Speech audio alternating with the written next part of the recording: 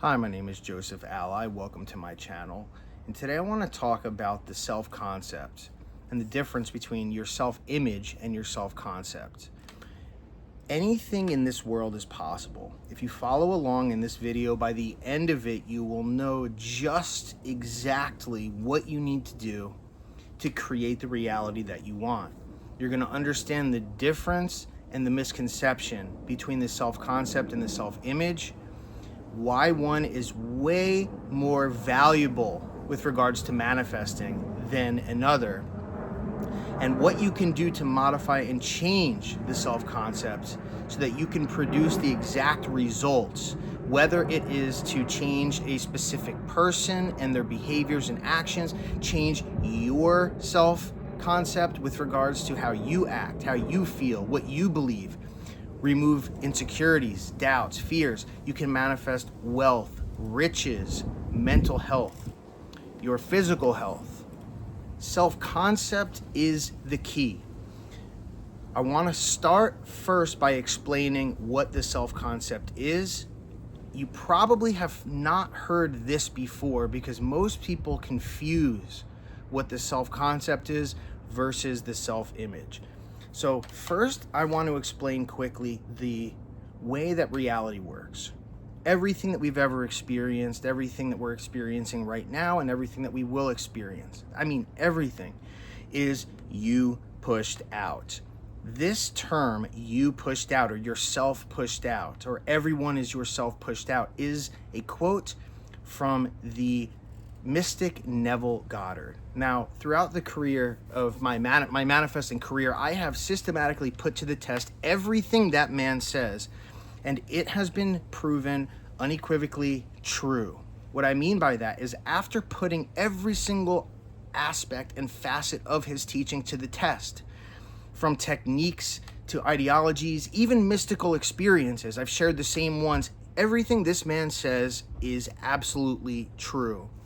Now, the terminology that you've heard, self-concept, if you've heard it in relation to manifesting, almost 100% of the time, the origin of it comes from Neville Goddard. In fact, if you look through literature prior and around Neville's time, before his time, that term was never used. With regards to manifesting, then comes Neville. This is where the terminology explodes. Then it fades out when Neville fades out. And then recently, again, Neville gets popular, and then the term self-concept gets popular. Now, what is the self-concept? Everything in this reality is you pushed out, as I said, which ultimately means that everything here first existed within you. Literally, that means anything is possible if you have the capacity to make it a part of you. Ultimately, that means what the current condition of reality is in its current place because of you. This isn't to take blame, but this is to take responsibility that you and yourself alone have the power to change and create the reality that you want. This gives you the power to do whatever you want. If you want to manifest a specific person, if you want to manifest a Ferrari, if you want to manifest a successful business, health, mental health, whatever the case is, friends, family, anything that you want, all you have to do is change your self-concept as it relates to Neville Goddard and his techniques and his ideologies, and you will get exactly what you want. So what is this self-concept? So what I've come to find is certain terminologies, because they have close or exact wordings, are often confused. And therefore, this is one of them, the self-concept. I bet if I polled the majority of people, and I suggest in the comments below, please, before listening to the rest of this, write your idea of what the self-concept is as it relates to manifesting.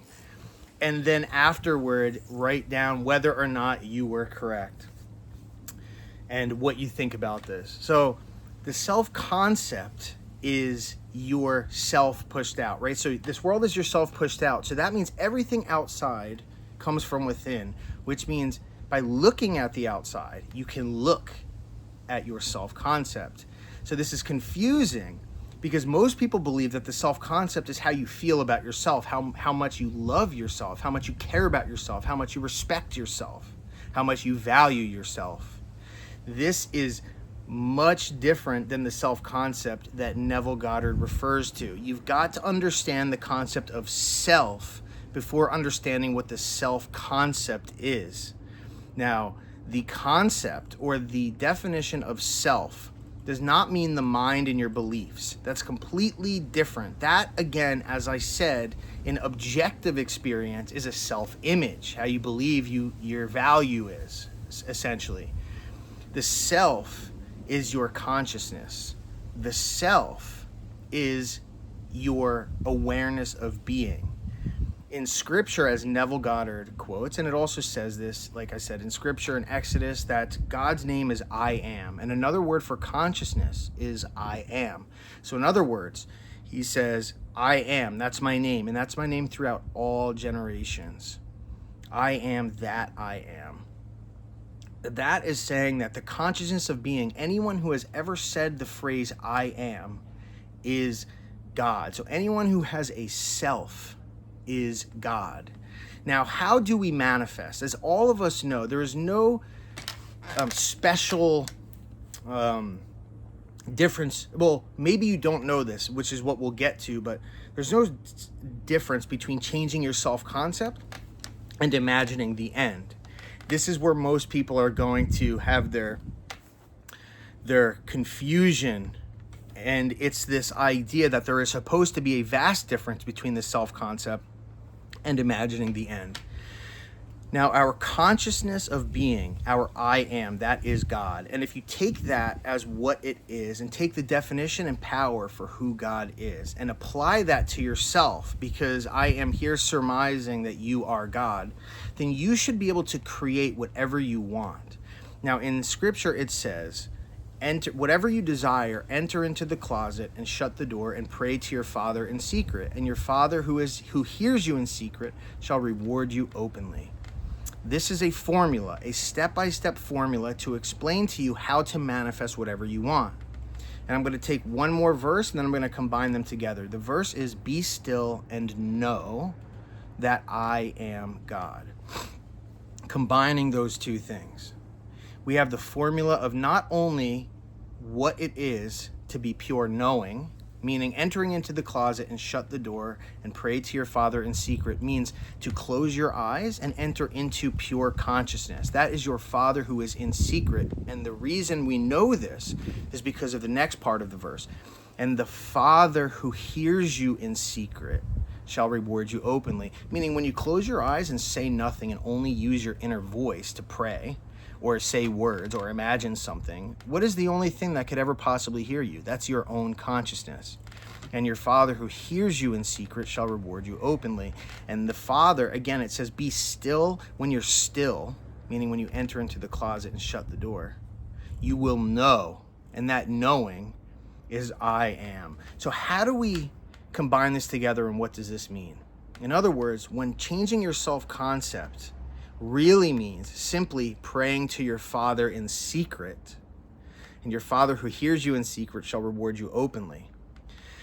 Do you see now where the confusion or the complete radical misconception is, or because of the way that the word is phrased, the self-concept, meaning the imagining the end, is often confused for what's known as the psychological concept of self-concept, really, which is self-image. Self-image is not self-concept. And I'm going to give you concrete explanation, really. I know I've just so far been building the case for you to explain that they're not the same thing. But I'm going to give you the exact idea, the exact definition, the exact instructions as what to do to manifest exactly what you want. So what I'm making the claim is that your self-image is not the same thing as self-concept. And I've just made the claim that your self-concept is imagining the end. And I've proven it to you through scripture. And I've told you that Neville Goddard uses this scripture to teach you how to manifest. That word self-concept, if you're using it in the manifesting way, is not talking about how you feel about yourself. That has no implication. That has nothing to do with your specific person, your riches, your success. Now, not in any way, shape, or form. In other words, it's only how you are in reference to that person, in reference to that thing, in reference to that success that matters. So in other words, our consciousness, as it says in scripture, it replicates the contents of what we hold within it. So when we imagine the end, the more we fixate on it, the more we saturate our mind with that end, will it manifest exactly as that end in reality. That is a crucial part, a crucial part of how manifesting works. So consciousness itself as God is creative by nature. So anything that it takes hold of, anything that appears within the sphere of itself will be created outward. In other words, when you've ever imagined something to manifest, you imagine this thing to the best of your ability, and then it happens independent of you. So in other words, that means that because the replicating essence of what you're imagining is pushed out, for me to say and replicate that I am loved will actually manifest that I am loved. That does not imply anything related to you if you were my specific person. So if I want to manifest a specific person loving me, going by the formula of what the self-concept is and not the psychological definition of a self-image, what we need to do is imagine that they love me. So in other words, there's a complete difference. One is imagining that I love myself. This has nothing to do with manifesting. In my entirety of life, for the first 10 years that I manifested, never once, and if you know my background and my history, you would know that I never invoked, never had any self-love, never cared about self-love, never cared about peace, none of that. All I thought was I don't want to die, and I don't want to die poor either, because I was addicted to drugs, I kept going to jail, I kept getting in trouble, I hated myself, I just wanted to die. I didn't give a crap about self-love. I didn't know what that was. It's not necessary. Again, I'm not saying that it's not beneficial in life, because it is. For those who love themselves will likely do better things for themselves, which is great. They'll also probably pass love to other people. But there is no implication and no absolute fact whatsoever that manifesting with a better self-image of me loving myself, that will have no impact on you and me. So what we do here is we imagine the end. Imagining the end is the same thing as changing the self-concept. And what we do is, because the consciousness replicates, is we imagine a point in space where we already have what we want. If we already have what we want, then there's nothing that can stop us from getting there. So in other words, if the consciousness creates what we imagine imagine in it, and it pushes it out and replicates it, all we have to do is imagine we already have something, and it will replicate outward. Now, if that's the formula, which it is, and you yourself, if you've ever manifested anything, it will always prove true. Then what will happen is, if you imagine that you love yourself, and if you feel self-love, what that will do is replicate more self-love.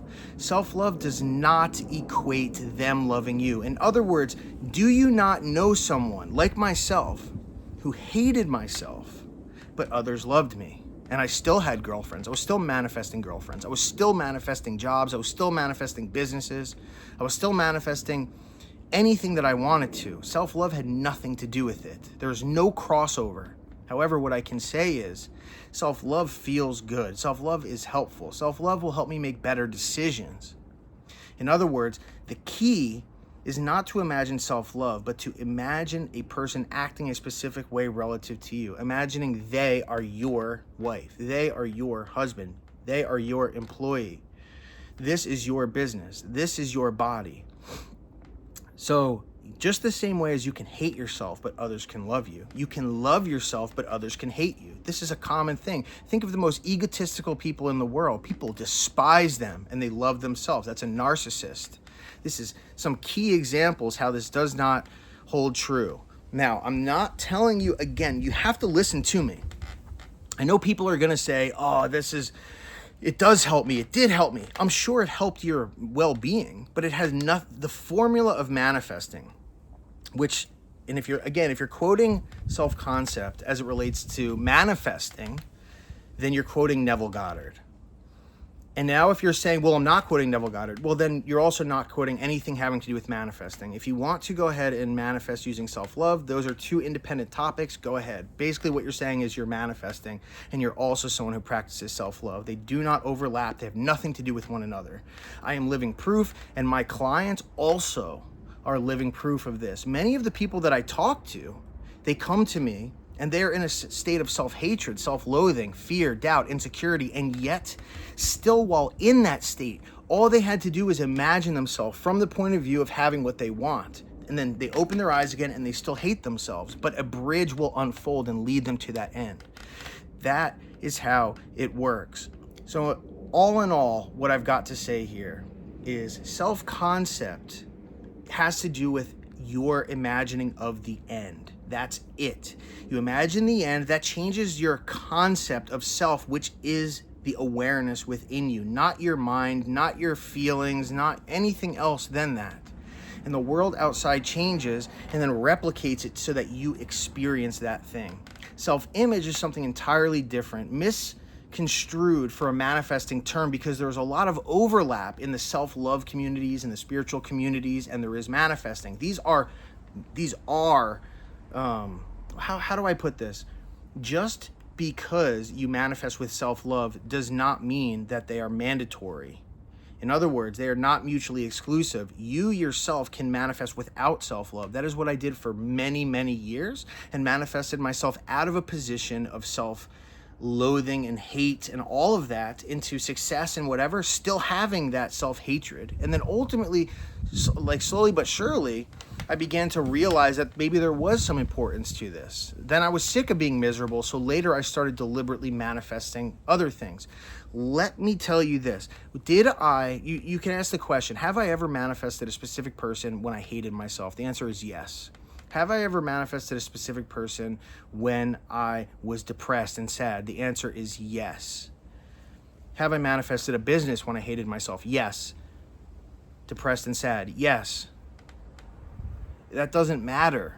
These are not requirements to manifesting. Otherwise, only a couple people would manifest. Everyone is manifesting. So anyway, I hope this is helpful for the common sense manifesting to help you remove these limitations. You don't have to wait till you love yourself to get your specific person. I've done it over and over and over again. If you want to learn how to manifest whatever you want, hit the like button. Forget the like button. Hit the subscribe button. It helps more than anything else. The algorithm has changed. Those who wouldn't normally be able to see this video will be able to see this video, and hit the bell icon to stay tuned for the next one. Thank you so much.